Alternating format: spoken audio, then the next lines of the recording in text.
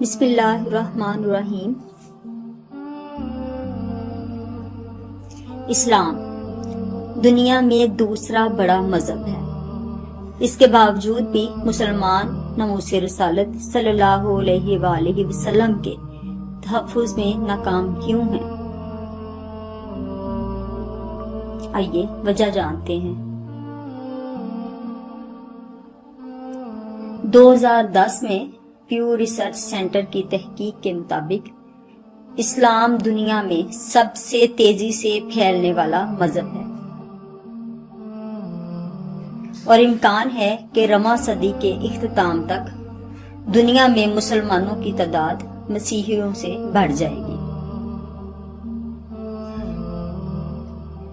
اگر آبادی میں اضافے کی موجودہ شرح برقرار رہی تو 2060 میں دنیا میں مسلمانوں کی تعداد 3 ارب تک جا پہنچے گی، جو کل آبادی کا 31% ہوں گے۔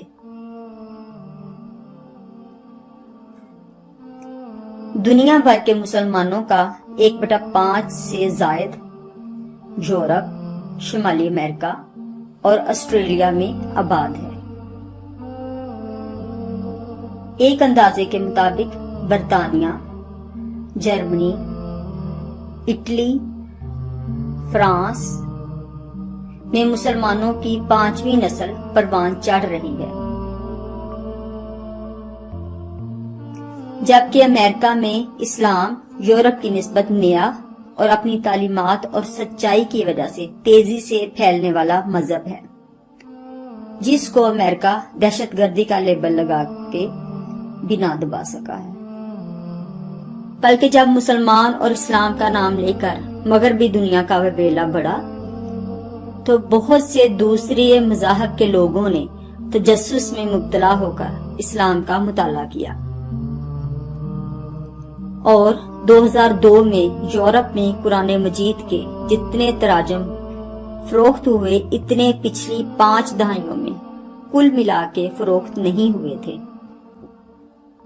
یوں اسلامک سینٹرز میں نماز جمعہ کے وقت اسلام میں داخل ہونے والوں کا رش یورپ اور امریکہ کے لیے تشویش کا باعث بنتا گیا، لیکن پھر بھی مسلمان ایک عرصے سے انہی یورپی ممالک اور امریکہ میں رہنے کے باوجود انتہائی کمزور، بے بس اور حقیر ہیں۔ ان ممالک میں مسلم حجاب پوش خواتین کا چلتے چلتے نقاب نوچ دینا، مسلمانوں پر حملے کرنا، پاکی باسٹرڈ اور دہشت گرد کا خطاب دینا عام بات ہے۔ سب سے بڑھ کر یہ کہ مسلمانوں کے جذبات کو ٹھیس پہنچانے کے لیے توہین رسالت اور خاکوں کی نمائش تک جاری رکھی جاتی ہے۔ اب یہاں پھر سوال ہے کہ ہم مذہب کے لحاظ سے دنیا کی دوسری بڑی طاقت ہیں، لیکن پھر بھی ہم میں طاقت کیوں نہیں ہے؟ ان کا منہ کیوں نہیں نوچ لیتے؟ آخر ہم بے بس، محکوم اور حقیر کیوں ہیں؟ اس کا جواب ہمیں ترقی کے 3 بڑے اصولوں سے ملتا ہے۔ پہلا اصول، علم۔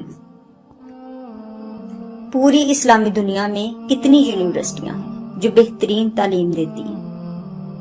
ہم علم حاصل کرنے کے لیے بھی یورپین اور امریکن کے محتاج ہیں۔ پسماندہ علاقوں میں اسکول موجود نہ ہونے کی وجہ سے 5 سے 9 سال کی عمر کے 61% بچے اسکول ہی نہیں جا پاتے۔ جہاں ترقی کا معیار پل، سڑکیں، میٹرو اور بسیں ہوں، وہاں علم کہاں سے نازل ہو؟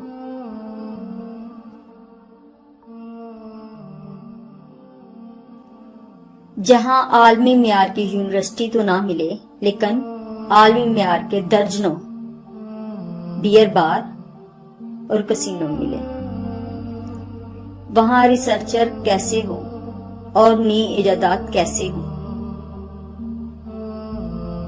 پوری اسلامی دنیا اپنی آمدن کا صرف 0.2% ریسرچ پر خرچ کرتی ہے، جبکہ عیسائی ممالک اپنی آمدنی کا 5 سے 7% حصہ ریسرچ پر خرچ کرتے ہیں۔ یوں ہم اسلامی امہ اس شعبے میں پسماندہ اور سب سے پیچھے ہیں۔ دوسرا اصول معیشت۔ 2019-30 میں پاکستان کا GDP ریٹ 1.00 اور تجارتی خسارہ $23.8 بلین تھا۔ قرضے لے کر معیشت کا پہیہ چلایا جاتا ہے اور پھر نئے قرضے لے کر پرانے قرضوں کا سود اتارا جاتا ہے۔ پاکستان IMF کا غلام جبکہ IMF امریکہ کا غلام ہے۔ اسلامی دنیا جتنی مالیت کا تیل فروخت کرتی ہے، امریکہ اور یورپ ہر سال اس سے دگنی رقم کی شراب بیچتے ہیں۔ ہم 61 اسلامی ممالک ہر سال جتنی رقم ایکسپورٹ سے حاصل کرتے ہیں، اتنی رقم ہالینڈ پھول بیچ کر کما لیتا ہے۔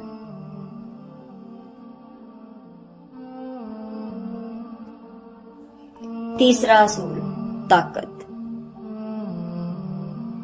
طاقت کا معیار ہتھیار اور دفاعی بجٹ ہے۔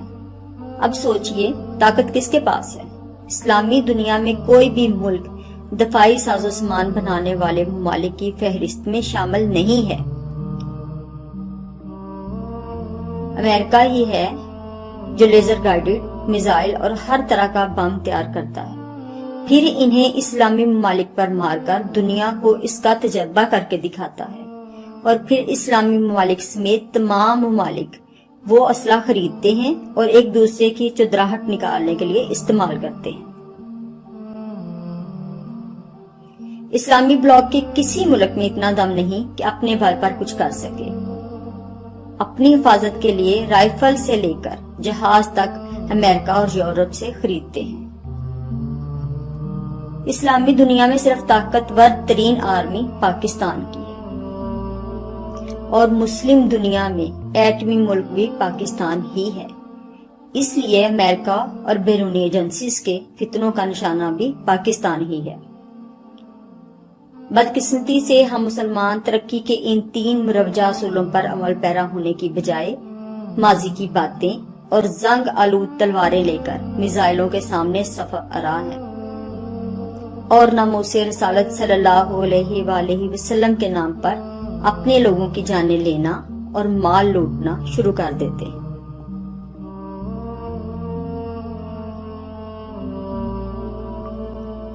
اس حوالے سے ہمیں خود احتسابی کی ضرورت ہے کہ ہم کس کا اعلی کار بن رہے ہیں۔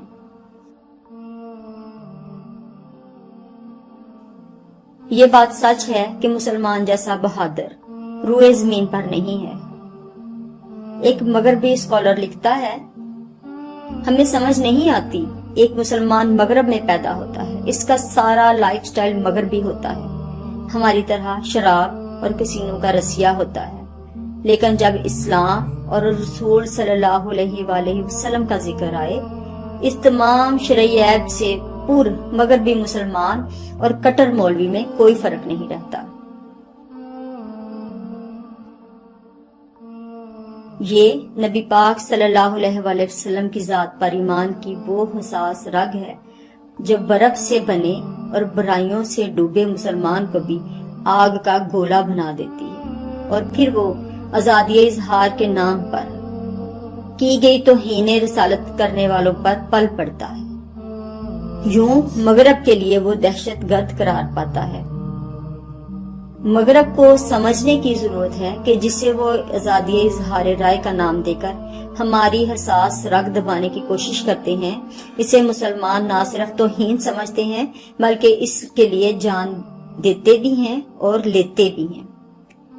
یہ تہذیبوں کا ٹکراؤ نہیں، ہمارے ایمان سے ٹکراؤ ہے۔ اور مسلمان کو بھی سمجھنے کی ضرورت ہے کہ ہم تب تک یہودیت، قادیانیت، عیسائیت کی اسلام کے خلاف فتنہ روائی کو روک نہیں سکتے جب تک ہم اس قابل نہ ہو جائیں کہ ہم کسی IMF سے چھٹکارا پا لیں، اپنی معیشت کو مضبوط، غربت کو ختم، ہنر کو عام اور ریسرچر پیدا کر سکیں۔